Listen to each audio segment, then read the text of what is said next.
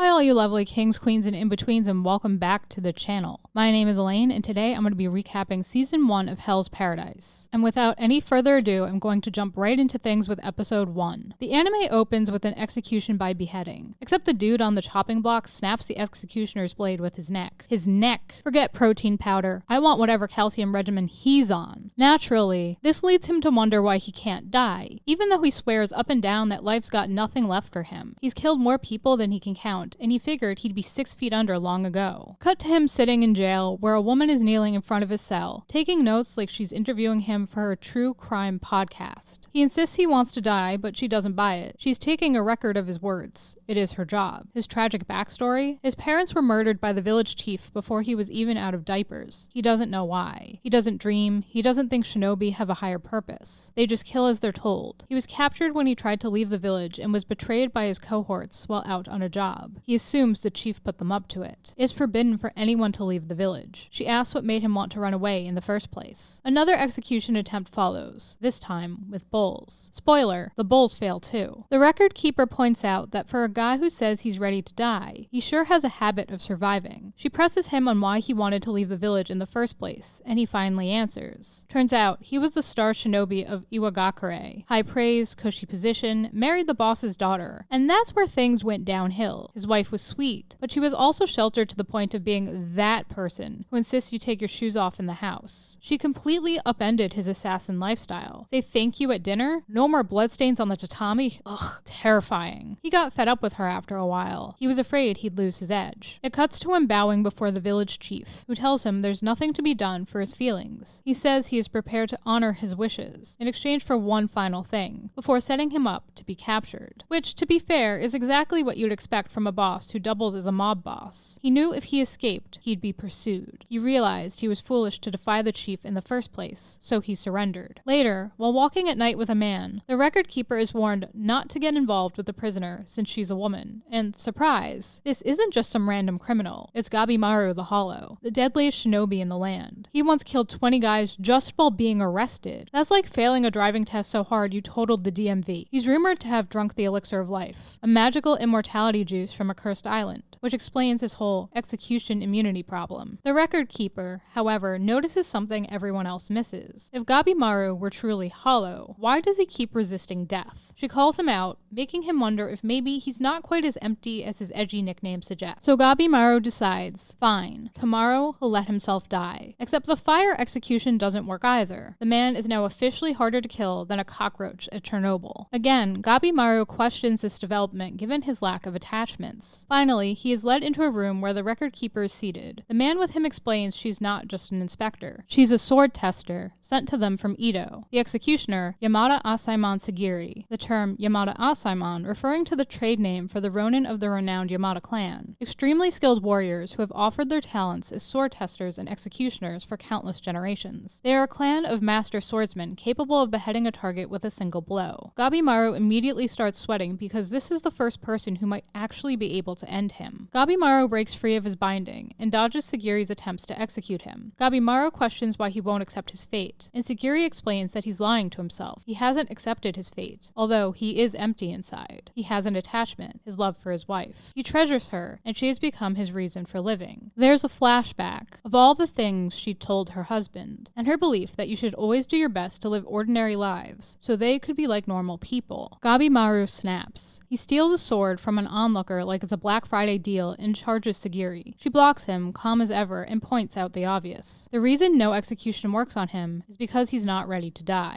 Deep down, he's clinging to his wife. Gabimaru screams back that he's hollow, totally empty, an emotional void with abs. But his wife always said he was just being silly. He's not hollow at all. He insists the name does fit him. He's been surrounded by ugly things his whole life, so all he can give her is ugly. She disagrees, saying he's kind. After all, he never flinched at her scar, the one that society claimed ruined her chances of being a proper woman, whose only only role was to pop out babies. When she kissed him and he blushed like a teenager caught holding hands, she knew right then, this man could never be hollow. Meanwhile, the fight rages on between Gabimaru and Sagiri. He clings desperately to the lies he's always told himself, that he's Gabimaru the Hollow, that he can't ever be human no matter how much he wants to, but his thoughts betray him. He pictures his wife's disappointment every time he kills. He remembers promising to leave the shinobi life behind, to live quietly as a normal couple. The dream is simple, just the two of them, somewhere quiet, no missions, no blood, no shoes on the tatami. But then reality bites. Gabimaru shouts it's impossible. Sagiri shouts back that it isn't. And then, bam, the shogunate gets involved. Sagiri reveals a royal pardon is up for grabs. All Gabimaru has to do is fetch the actual elixir of life from an island called Shinsengumi. Yes, the same legendary place where every previous expedition has ended with no one coming back or corpses decorated like flower arrangements. The catch? Only criminals sentenced to death are being sent in. Bring back the elixir, win your freedom. Simple. Sagiri drops one more truth bomb. Gabimaru's wife is still alive, waiting for him, shut away but believing he'll come back. That's all it takes. Gabimaru, who has survived swords, fire, bulls, and basically everything except marital expectations, agrees to the mission. He'll travel to the island, grab the elixir, and return alive. All for the woman who made him say, "Itadakimasu" at the dinner table. Episode 2. After watching her father carry out an immaculate killing blow during an execution as a child, Sagiri makes it her mission to duplicate the blow. However, Sagiri struggles with this, for she sees shadowy hands clawing at her after she carries out an execution, a sign of her fear and doubt, making her blade heavy and the convicted suffer longer than they need to. She wonders how she can overcome these emotions, like her father did. Sagiri wonders if maybe the trick is to find a target so awful, so irredeemable, that she can swing guilt-free. Fast forward to the present. The death row criminals are summoned for a meeting with His Excellency, the 11th Taishogun, Tokugawa Nariyoshi. They're blindfolded and told they'll be sent to Shinsenkyo to fetch the legendary Elixir of Life. Whoever brings it back gets a pardon. Sounds good, right? Well, the name of the island is also Paradise. When the officials announce this, the criminals basically go, "Yeah, we know. Can we skip the PowerPoint presentation?" Then comes the fun part. The convicts are told to take off their masks so they can see Exhibit A, aka the only sergeant who ever came back alive from the previous expedition. A man with grayed skin who was covered in flowers, devoid of humanity. He had returned home covered in lumps, which began to bloom the following day. The rest of his 60-man crew missing in action. Suddenly, the pardon offer doesn't sound so glamorous, and the convicts get cranky when an official says he doubts they're even worthy of such a mythical demise. Some criminals ask what happens if they return without the elixir. The answer? They can always refuse the mission. Cue the first guy who tries to refuse. He's immediately killed by a Yamada Asaiman. Lesson learned. The officials then explain the fine print. Every convict will be assigned an Asaiman babysitter who will decapitate them if they misbehave. If the babysitter dies, accidentally or otherwise, the convict is also toast. Oh, and if they show up late when it's time to ship out, too bad, no refunds, no rebookings. The shogun whispers to one of the officials, who announces that there are way too many convicts and not enough babysitters, or ship space. Translation: hey, could you guys,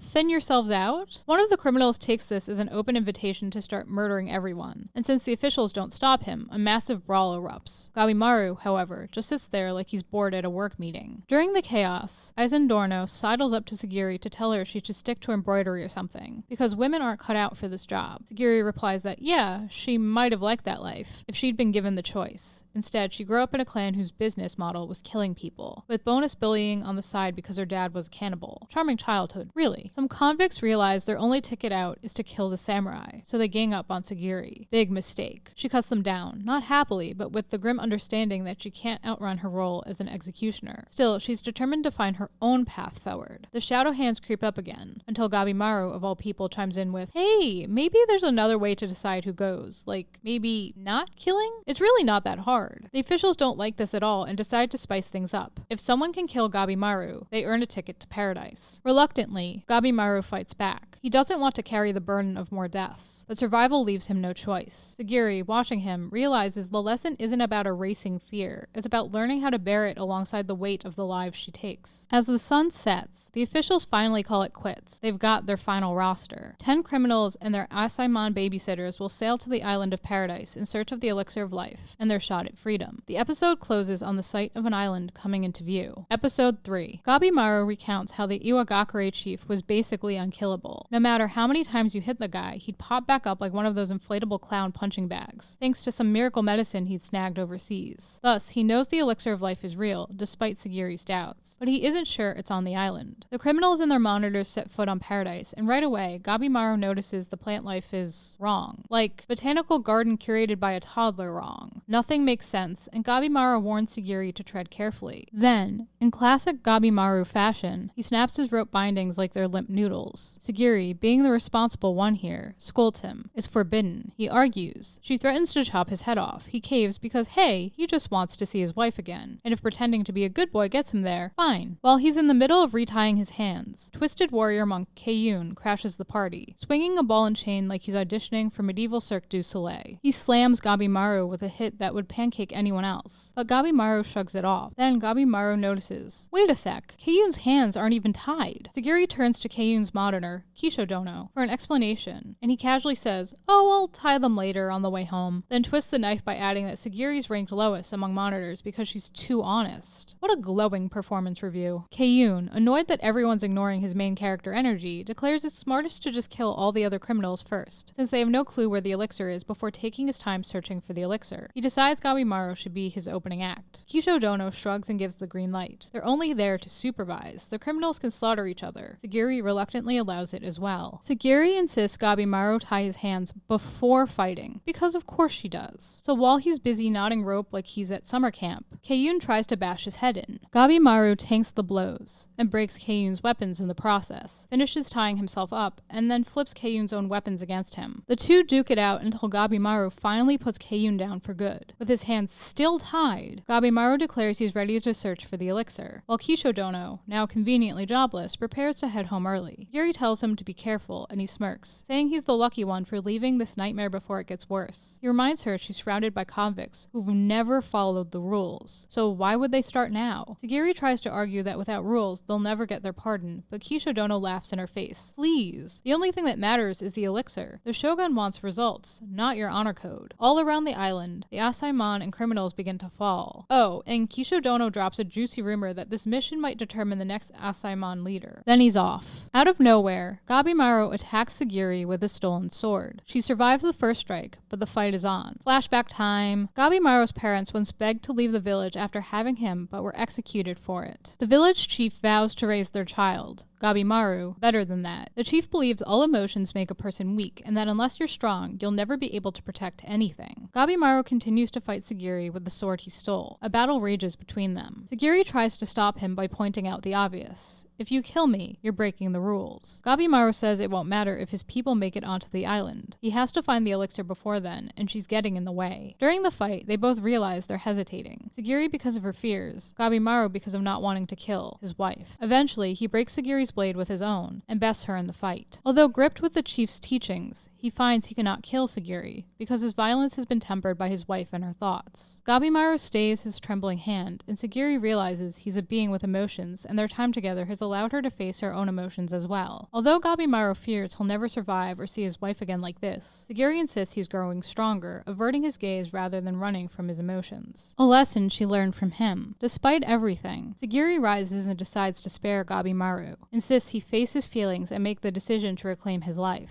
Sagiri wants to be there to see it. She wants him to prove that a man like him is capable of changing his life. Sagiri realizes their relationship hasn't changed, but he is no longer the person he used to be, and finishes sheathing the sword he was using against her. Meanwhile, elsewhere on the island, the Blade Dragon and his monitor stumble upon Buddha statues, clear proof that someone once lived here. Before they can ponder it too long, the Blade Dragon gets stung by a nightmare butterfly with a human face. He immediately realizes this thing is definitely not of their world, and worse, that he's infected. No hesitation, he goes full action hero and lops off his left hand before it can finish turning into a houseplant. Watching it slowly sprout leaves and stems only proves his point. Paradise is less tropical getaway and more greenhouse of nightmares. They, like Sagiri and Gabimaru, whose hands are actually unbound this time, prepare to face off against the horrors of the island. Episode 4. The Blade Dragon tells the story of how he used to work for a lord who once told him that a real dragon would tear him in half. half. Naturally, the Blade Dragon took that as a challenge and promptly destroyed the dragon on the Lord's gate, and the Lord's sense of dignity. That little act of overachieving led to an entire clan hunting him down and, eventually, a death sentence. No regrets though. He's just hoping for a royal pardon so he can keep swinging his sword guilt-free. After cutting his ropes, the Blade Dragon sets off with his monitor in tow, determined to kill the other criminals first. Because why compete for the elixir when you can,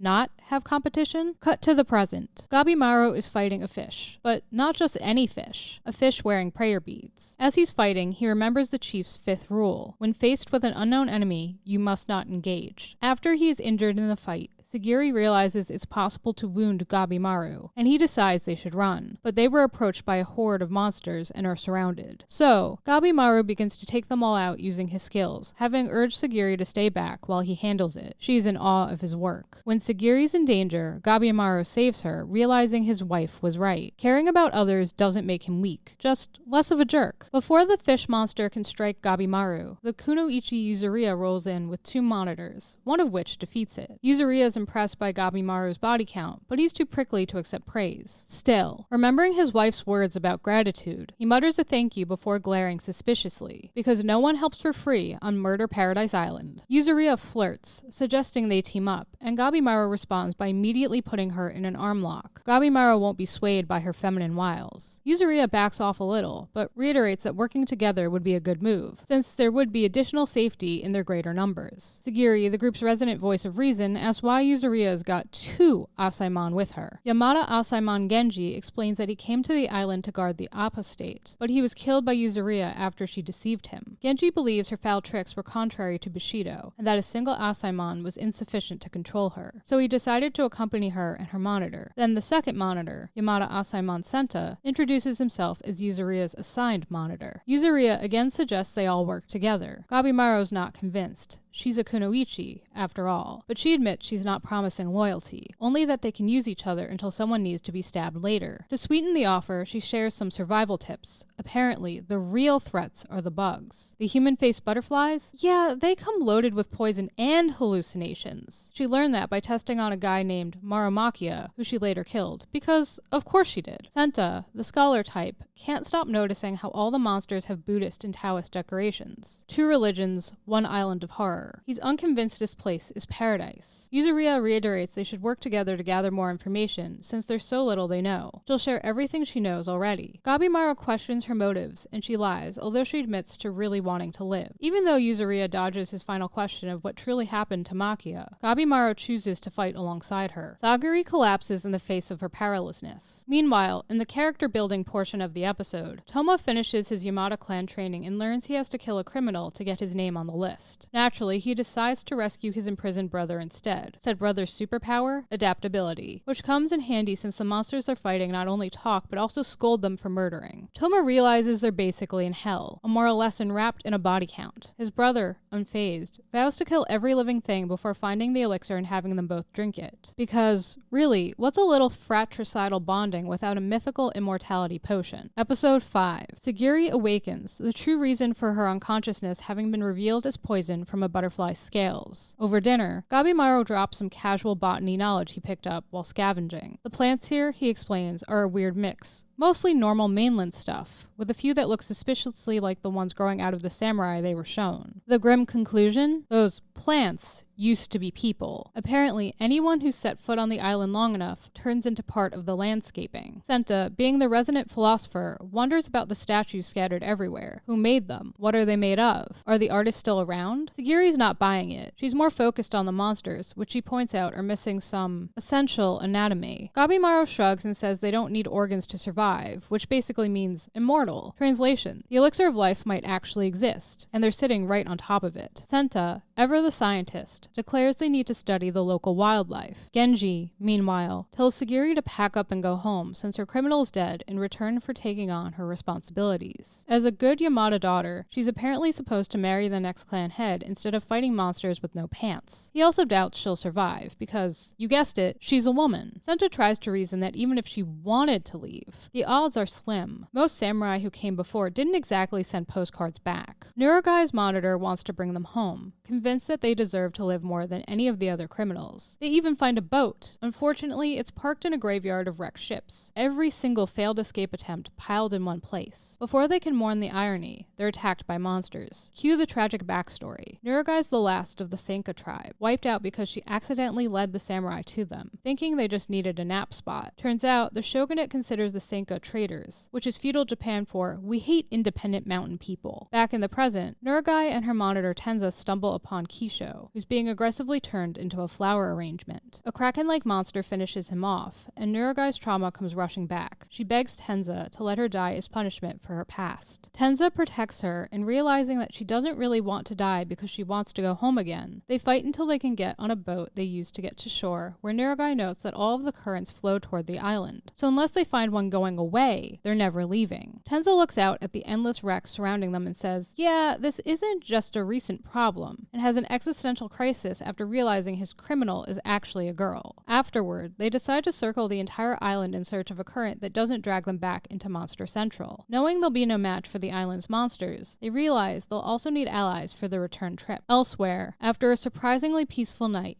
Genji theorizes the monsters are only active during the day. Sagiri, however, refuses to leave because of the way she's choosing to live her life, despite ridicule for being a woman who wields a sword, disappointment from her father, etc. She's done being told she's only good for marriage and childbirth. She wants to be recognized as a samurai, not dismissed for having ovaries. Genji's so shocked by her defiance that he attacks her, but she disarms him like a pro. Suddenly, a giant criminal appears behind them and appears to kill Genji. Episode 6. Rokurota's story starts off simple enough. His mom told him to grow up big and strong, and boy did he take that to heart. The kid could eat like a bottomless pit, which would have been fine if his growth spurt hadn't come with a side of uncontrollable rage. Fast forward a few years, and he's gone full rampage mode, killed everyone around him. Definitely not the kind of glow-up mom had in mind. Cut to the present. Rokurota's back and throwing punches the size of small boulders. Genji heroically shoves Sagiri out of the way before taking a hit that he knows will be his last. As Sagiri rushes to him, Gabimaru jumps in to play Monster Slayer, realizing it's either fight or become a fine paste on the forest floor. He quickly learns that kicking Rokurota is about as effective as punting a mountain. Remembering his chief's 9th shinobi rule, analyze your enemy with perfect accuracy, Gabimaru starts strategizing mid-fight. Rokurota ups the ante by yeeting a tree at him, while Yuzuriha, ever the team player, refuses to help. You're the muscle, she says, which is ninja code for, good luck with that. Gabimaru looks for a weak spot, but projectiles bounce off. The guy's reflexes are freakishly fast, and his hands are basically battering rams. Meanwhile, Sagiri's trying to bandage up Genji, who insists it's pointless. When she refuses to give up on him, he realizes she has acknowledged both sides of herself, the masculine and feminine. Genji offers Sagiri his sword, something he views as his soul, instructing her to use it to kill Rokurota. She places her hands on the blade. Gabimaru decides to bring out the big guns, his ascetic blaze technique, just as Sagiri rushes in and lops off one of Rokurota's fingers. She thinks it's important to understand the structure of the body and strike at the gaps, the Yamada Asaimon way. Yuzuriha debates whether to let them both die and slip away quietly. Spoiler, she's strongly considering it. Sagiri and Gabimaru decide to work together to get Rokurota to bow, so Sagiri can land the killing blow. But nothing is working. Suddenly the pair hear a grumbling they assume is coming from his stomach, and Rokurota starts screaming and crying. Gabimaru is smashed into the ground. Sagiri embraces her philosophy of the middle way, emotion and reason, and protects Gabimaru in his wounded state. However, she can't beat her opponent. With no other choice, Gabimaru staggers back to his feet and unleashes a fiery barrage. Yuzuriha and Senta wisely take this as their cue to leave. Yuzuriha, having realized Gabimaru's plan involves setting the entire forest on fire to make Rokurota choke on the smoke. As the flames rise, Gabimaru and Sagiri seize the moment, striking together. In his final moments, Rokurota remembers how he was always hungry, always alone. No one to play with,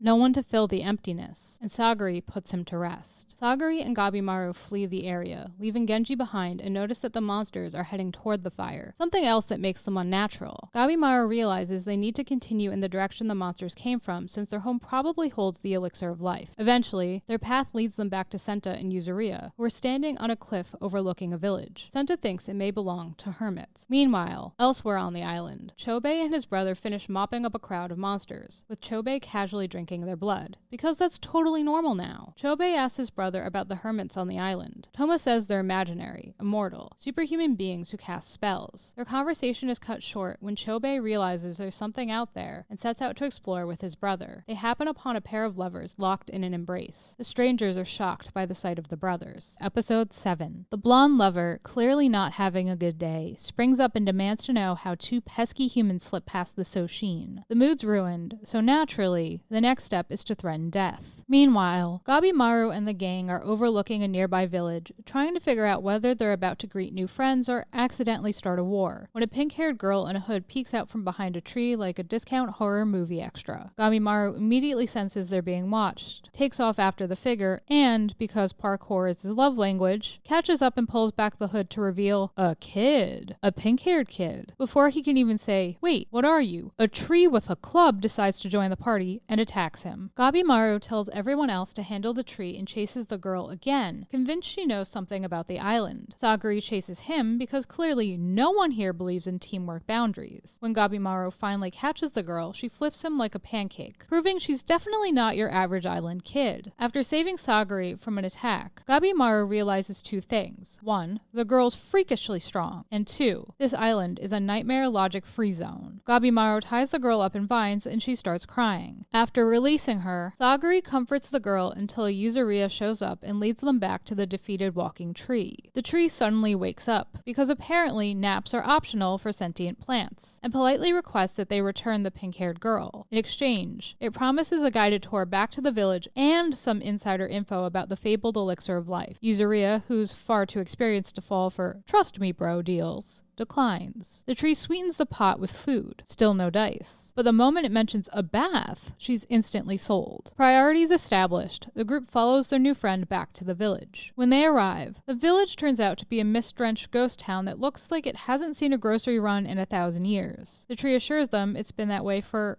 just a millennium or so, which does little to calm anyone's nerves. He then invites them to his home, where Yuzuriha finally gets her promised bath. Sagiri decides to join her because apparently this ancient, cursed island has excellent spa facilities. Meanwhile, the guys are served dinner. Yes, the talking tree is also a surprisingly accommodating host, and Gabimaru wastes no time grilling him for information. Unfortunately, the tree's lips are sealed. It refuses to explain its connection to the mysterious girl. So while Yuzuriha is getting her relaxation on, Gabimaru is busy trying to decode the world's most cryptic piece of plant life. Once the girls rejoin them, the tree launches into lore mode. They're on Kotoku, land of the gods. The elixir of life is real and goes by ton, because immortality apparently needed a cute nickname. He draws a map dividing the island into 3 regions: Eishu, the shore and forest; Hojo, the middle region and current creepy R&B; and Horai, the misty center where Ton hangs out. He says they'll eventually encounter the Tensen, and after they have, there'll be no doubt he's speaking the truth. The brothers are gasping after their fight with the blonde. The brothers cut them in half, but they regrow. The tree explains the Tensen are ageless, undying, eternally beautiful, perfect beings. Horrified, the brothers continue to fight, although the tree knows nothing stands a chance against the Tensen. The tree knows the travelers found it strange when he invited them into his home, offered food, shared information, but he feels it's the least he can do, since it could be their final request. Between bites, he casually drops the fun fact that everyone who comes to the island ends up dead. The Tensen, basically the island's immortal, beautiful death overlords,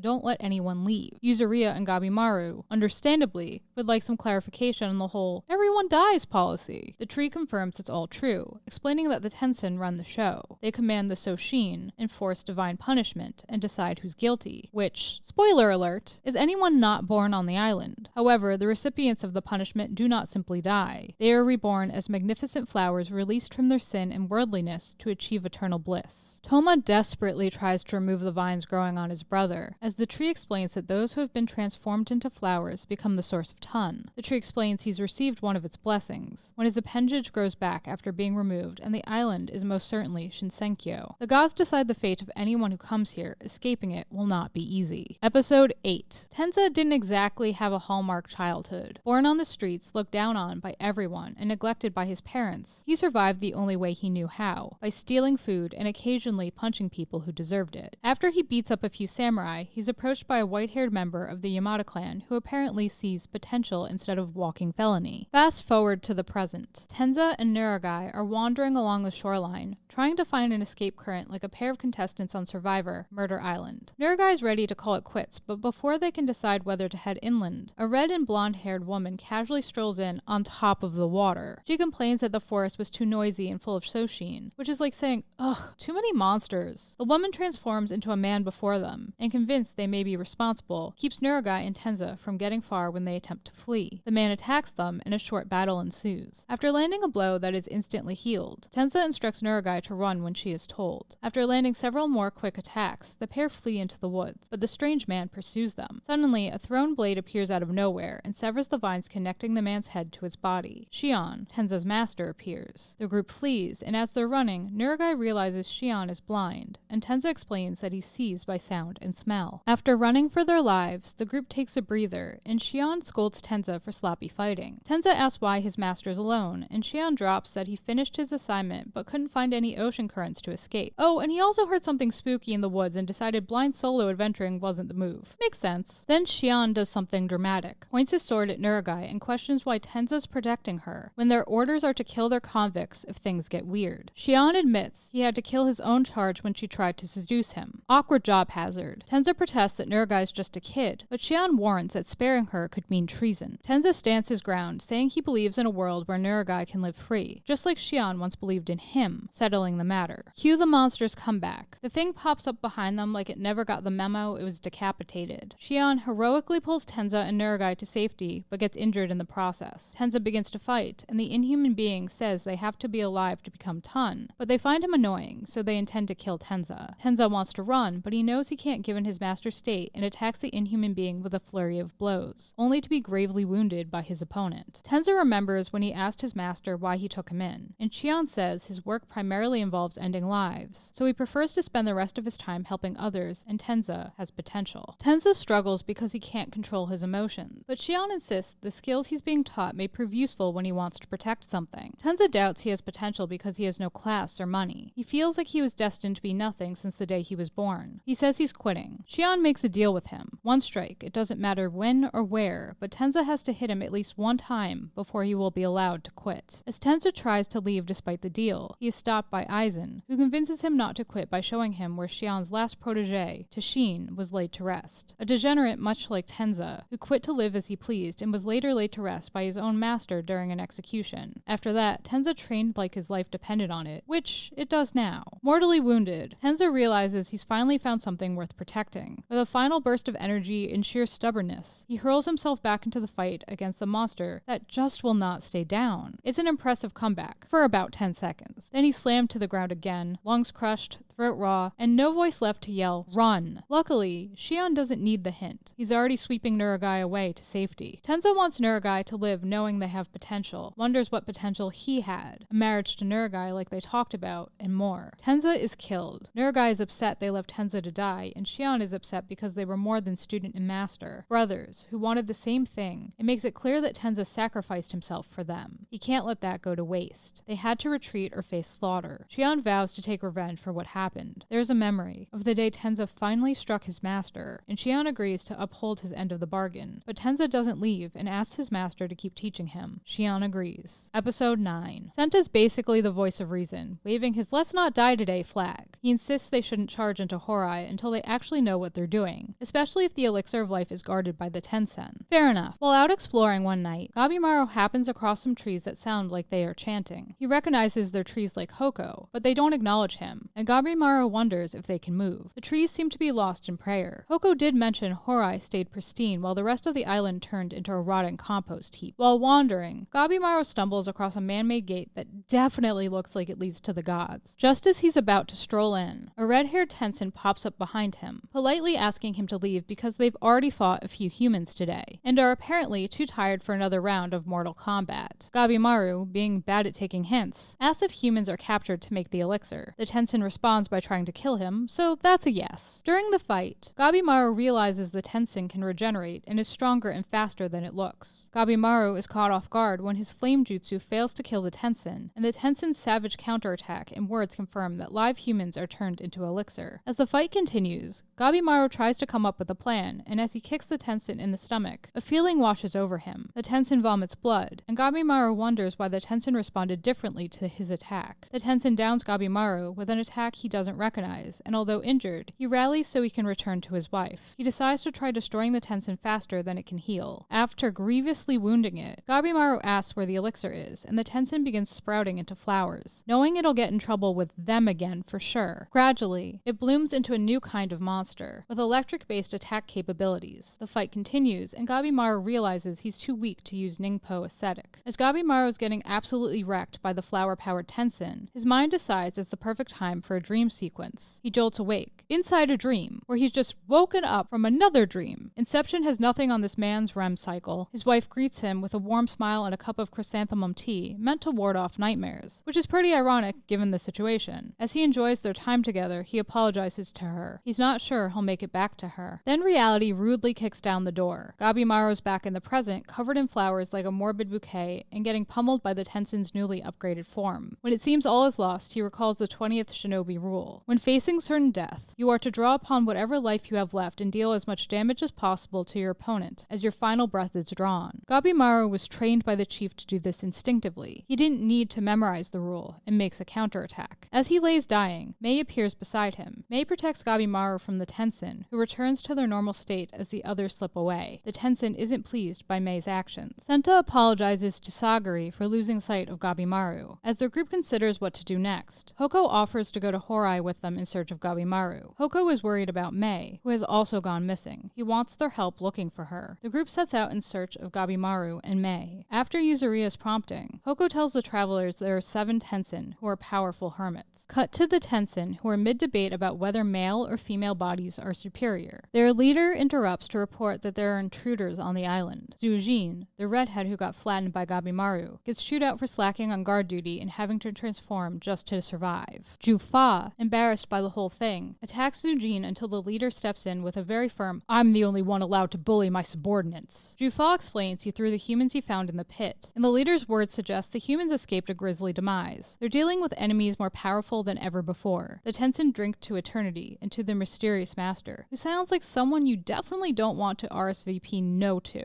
Back with our heroes, Hoko reveals the island's tragic history. The Tensen weren't always 7. They were once a single hermit who mastered 7 arts and then split into 7 different beings. Their personalities and roles are different, but they rule over the island together. Hoko explains that long ago, he looked like the travelers. Everyone who lived on the island looked human in the past, but they were longer lived and more devout than the travelers. The villages were prosperous then, but the villages fell to ruin 1,000 years ago, and the villagers all transformed before death into trees. The transition is gradual, but eventually they take root, praying while sitting cross-legged. The transformation happens regardless of age. Awareness slips away as well. Just before it's gone, they gather where they are currently. It is said that by doing so, their souls are invited into Horai. He admits his awareness is fading, and he had a family, but they transformed. Since the Tensen decide who will enter Horai, they must not be defied. Gabimaru awakens on a shore beside Mei. He realizes he'll have to destroy the Tensen before he can get to the elixir. As Gabimaru is figuring out a plan to defeat the Tensen, the Blade Dragon and his monitor appear behind him. Episode 10. Gabimaru and the Blade Dragon size each other up, and Gabimaru realizes something happened to the Blade Dragon's left arm recently. The monitor steps in, saying he'll extract any information Gabimaru possesses from him. Instead, Gabimaru proposes a truce, and info dumps like it's story time. The Blade Dragon, charmed by the idea of cooperation, or maybe just the chance at eternal bragging rights, agrees. His dream? To do something so incredible people will talk about him for generations. You know, a humble goal. The Asaimon agrees too, because he's dying to dissect a Tensen once this is all over. Teamwork, baby! Gabimaru directs his attention to Mei next and realizes she has matured and can speak now. Gabimaru thanks her for saving him. Meanwhile, Senta realizes the island can't be Shinsenkyo because they're dealing with a man-made religious system. He believes the island has a creator. Mei explains that Tao is both the Tensen's power and weakness, the soul and the body. They are unsure what she means by Tao. Hoko explains that Tao is the energy that flows throughout all things, and the Tensen are the beings who control it. Everything in the world is created by the flow of Tao. To touch touch Tao is to touch the very origin of the universe. Nuragai wants Shion to teach her how to use a sword, but he refuses. He can't bear the thought of another young life ending because of him. Shion wants to be the only one to fight and avenge Tenza. Nuragai doesn't want any more people they love to die on their account. Hogo explains that when one learns to use Tao, they are granted godlike bodily prowess, yin and yang, still and moving, all in balance. Understanding that cycle is the key to harnessing Tao. Shion explains that the middle way, that mental state, allows a person to surpass their limits. Just as he's explaining proper sword grip, a monster pops up behind them, and Shion slays it mid-lecture like a professor taking attendance with a katana. Shion knows that all things in life produce a specific wave. He uses his ability to sense them to guide his hand and defeat the monsters that have gathered around them. As he's fighting, Shion continues to instruct Nuragai on the proper way to fight. Despite the impressive swordsmanship, Shion realizes they're in over their heads and that training arcs don't fit into the silent schedule. Meanwhile, Gabimaru and company are getting swarmed. The Blade Dragon jumps into the fray, concluding that Tao is probably the only way to kill the Tensen. Unfortunately, there's no tutorial mode, so they'll have to learn on the job. He doesn't seem too concerned. The battlefield is the best place to learn how to fight. A Tensen explains to another that if you throw humans into the pit, they'll eventually become one with the flowers. Escape isn't easy either, especially for injured humans, because the ones who have turned want everyone else to come to their side, so they grab on and don't let go. Despite this, the bandit brothers manage to escape the pit, and Chobei vows to kill the islanders, believing that their weakness lies in their lower bodies. He noticed that when he cut the Tensen in two, it didn't regenerate from its head or its heart. It started from somewhere in the bottom half instead, meaning the weak spot has to be in the navel or the groin. Since they're kind of plant-like, it makes sense if their bottom half are like roots that grow upward. A doshi appears beside them, saying it's come to investigate certain matters on orders from the Tensen, the beings that can shift between female and male bodies. They are the monster's masters. The doshi's colleagues in it have spread out across the island to locate all of the humans who've recently arrived. It describes the Soshin as defective beings lacking in intellect. They are scum who aren't permitted to enter Horai. However, the doshi serve the Tensen directly as their right hand. They reside in the palace, studying under the Tensen, looking after them and handling troublesome tasks. Chobei hears this and figures, perfect, beat the intern, reach the boss. He charges in, determined to make the doshi his shortcut to the Tensen. The doshi just sighs, saying Chobei's going to regret it. He'd have been better off becoming Tun. A fight ensues between the brothers, the doshi, and the gathering Soshin. The doshi isn't afraid. He feels foes who can't use Tao will amount to nothing. It doesn't look good for the brothers when Chobei goes down. Episode 11. Episode 11 kicks off with the doshi falling straight into Chobei's trap. The doshi, baffled that Chobei's still alive after their last encounter, theorizes that maybe all those bodies down in the pit fused with him. Gross, but sure. Chobei guesses that Tao, the vibe he is sensing coming from the doshi, is what gives his enemies power. The doshi is shocked Chobei was able to detect Tao and worried by Chobei's conclusion that Tao's probably the key to killing the Tensen. The doshi concludes he must kill Chobei. As his brother fights the small fry, Chobei uses the changes occurring in his body, changes that allow him to surpass his previous limits and see Tao, to defeat the doshi by exploiting the weakness in the doshi's stomach. Toma defeats the small fry and notices that his brother's scars appear to be growing, that they look more like vines than lacerations. Meanwhile,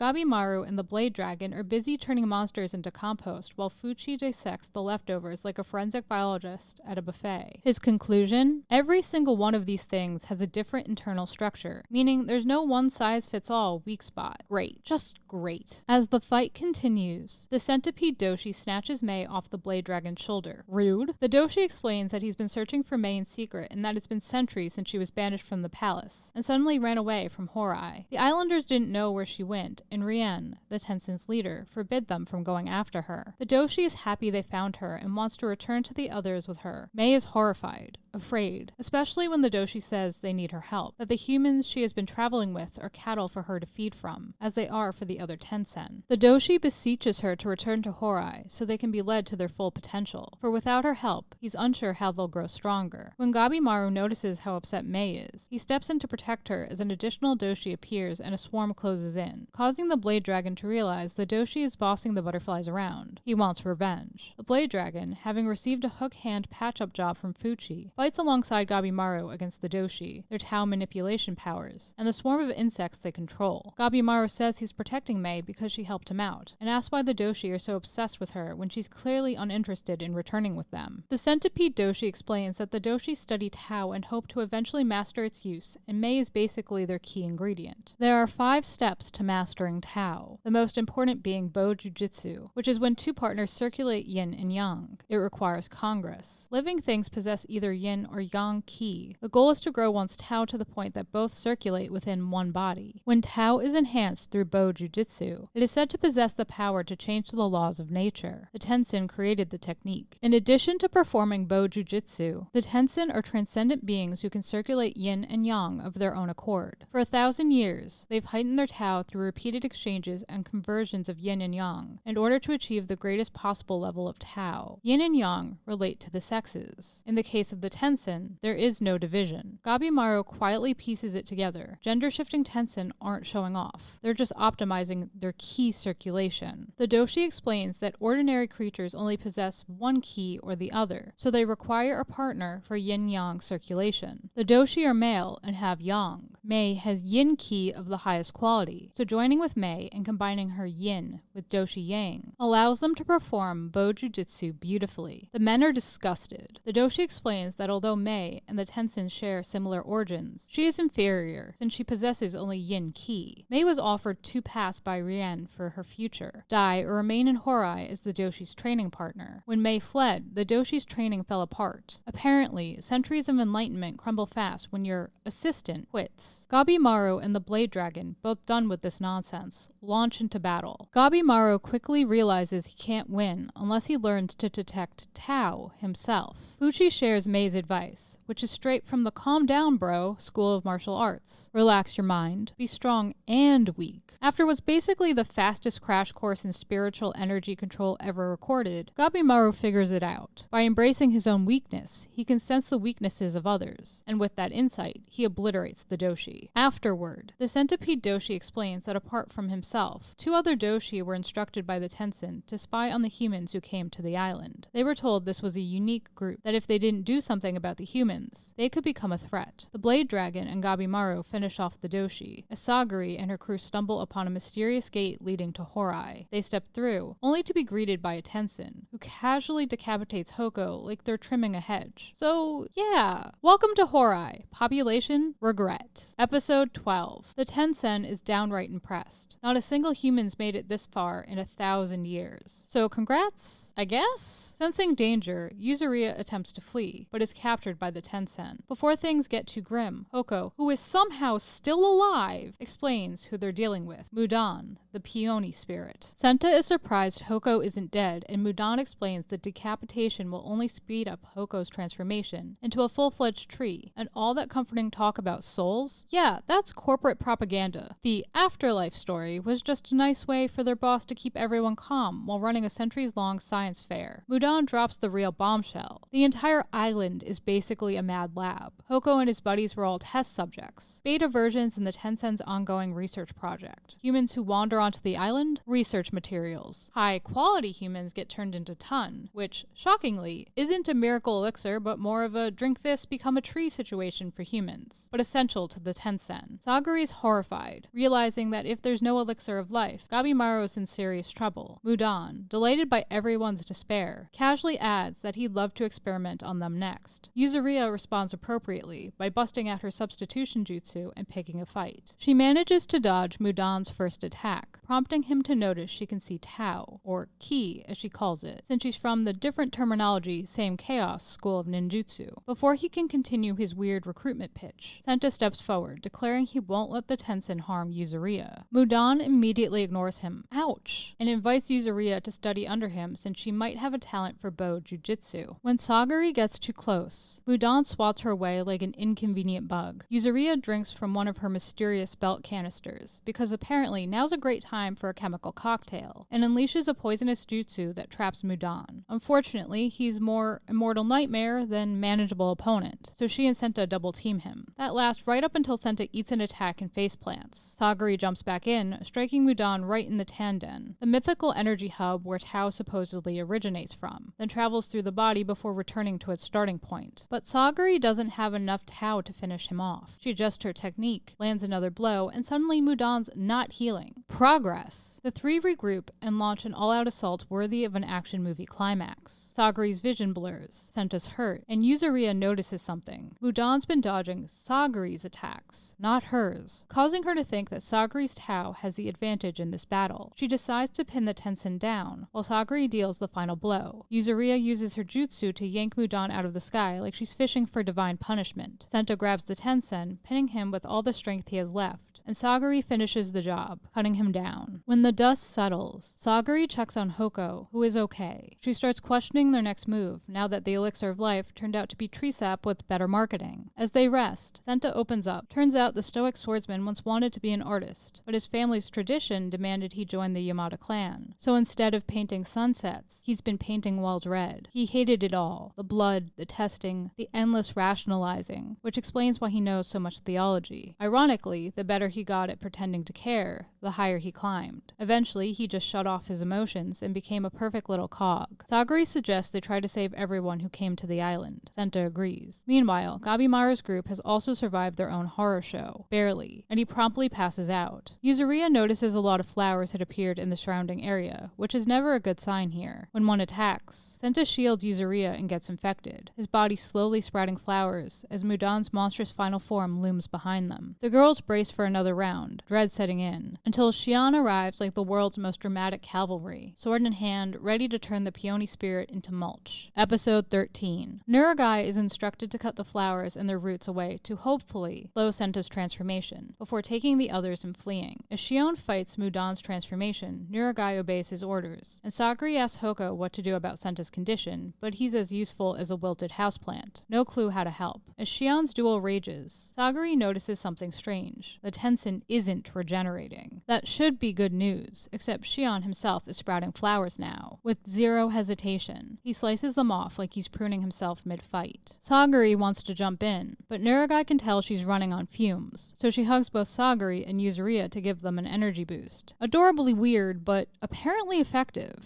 Yuzuriha, assessing the situation and deciding she's had enough near-death experiences for one day, sits this round out. Sagiri and Nuragai dive in to help, explaining that their mix of bandages and Yuzuriha's poisonous sweat, yes, really, makes them temporarily flower-resistant. Their plan? Play decoy while Shion finishes the job. As the battle rages, Yuzuriha notices the Tensen is taking longer and longer to heal. Although the whole team is injured, Shion rallies knowing he'll never be forgiven for fleeing when his student needed his help, until the enemy has fallen and his life has ended. As he's given an opening and poised to strike, Shion realizes he isn't sensing strong waves and questions the location of the Tensen's weak point. Senta pops in with Yuzuriha's support and explains that the monster is like a plant, so it abuses its tandem. The nutrients for its flowers are concentrated there, where the petals sprout, which is its true weakness. Shion uses this information to strike a killing blow. The Tensen erupts in a wave of disintegrating flower petals, which sprout a field of flowers. Yuzuriha cradles Senta as he fades, comforting him in his final moments. Sagiri, moved by the losses, rallies the group, executioners and criminals alike, to stick together if they want to survive. No more needless deaths. Meanwhile, Gabimaru wakes up in a cave surrounded by allies, and Sagiri and company venture farther into Horai and decide to rest and review everything they know, such as how to defeat the Tensen using Tao. Shion explains that Tao represents your very life. Use too much and you'll have to pay the cost. It's unclear what that cost may be. Elsewhere, the bandit brothers are being led through the island by the doshi they captured, and after a quick outfit change, Yuzuriha brings up the Elixir of Life, and how it isn't on the island. They can't return empty-handed. Sagiri knows it exists because Gabimaru's chief is immortal, so they just have to look elsewhere. Yuzuriha thinks it's a trick used to keep everyone in line and questions Gabimaru's motives. She doesn't feel wanting to return to a wife makes sense, since shinobi are basically pawns for others. She couldn't see a chief letting a young guy get married. You can't control everyone on fear alone. They need stronger motivations if you're going to send them on suicide missions. Gabimaru questions if someone messed with his head, and Yuzuriha doesn't buy Gabimaru's story. What's the wife's name? Has anyone seen her? Gabimaru realizes he doesn't know where he is or why he's here. He doesn't recognize who he's with, only knows who he is. Iwagakure's greatest ninja, Gabimaru the Hollow. So he decides to fake it till he makes it, pretending to know what's going on while gathering intel. He can't let them catch on. Mei can sense the lack of Tao flowing to Gabimaru's brain and is afraid. Sagiri thinks of all the Asaimon who have died in the 3 days since they had arrived on the island. She thinks about Gabimaru, what he's doing, if he's been deceived into loving a phantom like Yuzuriha suggested. Sagiri doesn't believe he's a bad person, which is why he'll be reunited with his wife. A memory surfaces. Gabimaru's wife isn't there. A man reads an urgent message sent from the shogun. The Yamada clan shall sail once more to Shinsenkyo and oversee the expedition members. Yamada Asaemon Shugen has been ordered to choose new monitors. And there you have it, my recap of Hell's Paradise Season 1. What did you think of my recap? Did I leave anything out? Do you feel prepared to watch Season 2? Are you as excited as I am? Let me know down below in the comments. I always like to know what you lovely kings, queens, and in-betweens think. And if you like what you saw here today, please smash that like button until it's blue, subscribe, ring that bell so you'll always know what's up, and I'll catch you all in the next one. Bye guys!